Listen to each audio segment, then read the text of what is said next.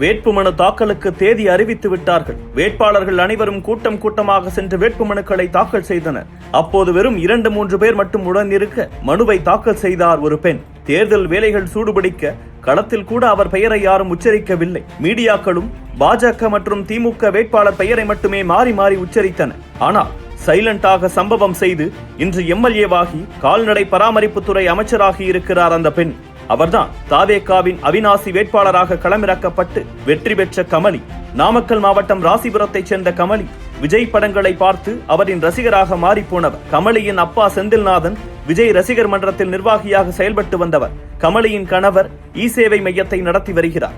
முதுகலை பட்டம் முடித்த கமலி தனியார் பள்ளி ஒன்றில் ஆசிரியராக பணியாற்றி வந்தார். விஜய் ரசிகரான அவருக்கு தமிழக வெற்றிக் கழகம் எனும் கட்சியை விஜய் அறிவித்த நாளில் இருந்தே அதன் வெற்றிக்கு உழைக்க வேண்டும் என்ற எண்ணம் இருந்தது. இதனால் தாவேக தொண்டர்களோடு சேர்ந்து புதிய உறுப்பினர்களை சேர்ப்பது, கட்சி குறித்து அறிமுகம் செய்வது என தீவிரமாக செயல்பட்டு வந்தார் கமலி. விஜயின் பேரணிகளில் ஆர்வமாக கலந்து கொண்டதோடு தொண்டர்களை திரட்டி கலந்து கொள்ள வைக்கவும் வேலை பார்த்தார். அந்த நேரத்தில்தான் தமிழ்நாடு சட்டமன்றத்துக்கு தேர்தல் அறிவிப்பு வெளியாக இருந்தது.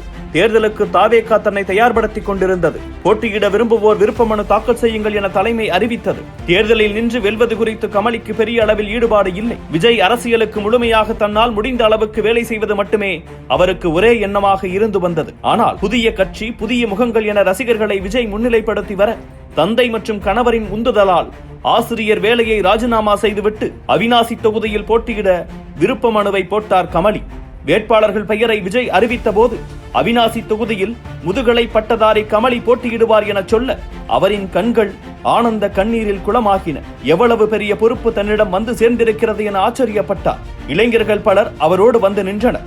களத்தில் கமலிக்கு உதவ தயாரானார்கள். அப்போதுதான் அதிமுக கூட்டணியில் பாஜக சார்பில் மத்திய அமைச்சர் முருகன் போட்டி என அறிவிப்பு, திமுக சார்பில் மருத்துவர் கோகிலாமணி என அறிவிப்பு. ஜாம்பவான் கட்சிகளின் வேட்பாளர்களை பெரிய அரசியல் அனுபவம் இல்லாத தன்னால் எதிர்க்க முடியுமா என்ற எந்த சந்தேகமும் கமலிக்கு இல்லை. விஜய் என்னும் பெயரும் விசிலும் தன்னோடு இருக்கிறது என்ற நம்பிக்கையில் களமிறங்கினார் கமலி.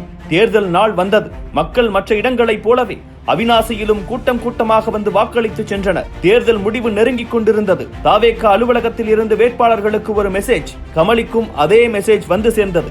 வெற்றி பெற்ற வேட்பாளர்கள் சென்னை வாருங்கள் என்பதே அது. ஒருபுறம் அது மகிழ்ச்சியாக இருந்தாலும் வாக்கு எண்ணிக்கை அன்று என்ன நடக்கும் என்ற பதட்டம் அவருக்கு இருந்தது.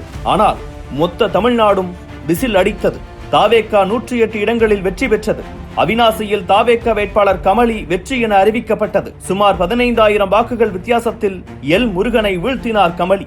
திமுக வேட்பாளர் 3ஆம் இடத்துக்கு தள்ளப்பட்டார். தனியார் பள்ளி ஆசிரியர் வேலையை விஜய் அரசியலுக்காக உதறிவிட்டு வந்த பெரிய பணபலம் இல்லாத ஒரு பெண்ணை இதோ சட்டமன்றத்துக்கு அனுப்பி இருக்கிறது அவிநாசி.